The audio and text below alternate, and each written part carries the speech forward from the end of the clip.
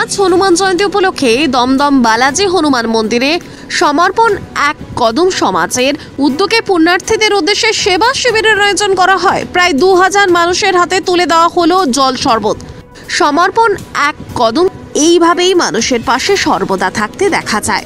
মহাশয় সুনীল কুমার যোদানি বলেন, বিভিন্ন সেবামূলক কাজে আমরা সর্বদা এগিয়ে আসি, এভাবে মানুষের পাশে সারা জীবন থাকতে চাই।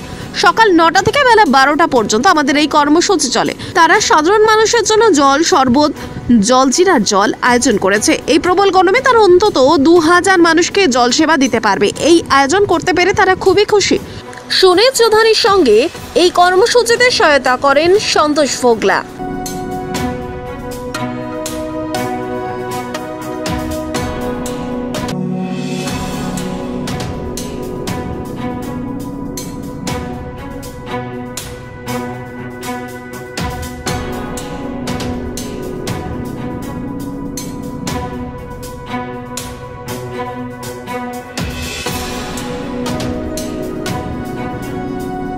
समर्पण एक कदम समाज सेवा की ओर।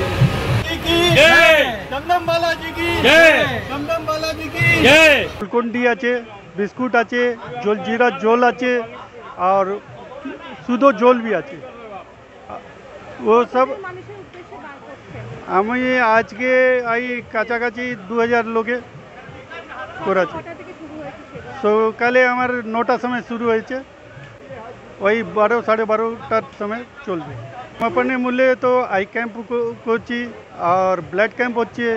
আমার জায়গায় জায়গায় স্কুলে, কলেজে, স্কুলে, এনজিও ওদিকে জল বসাতে জন্য সুবিধা করছি।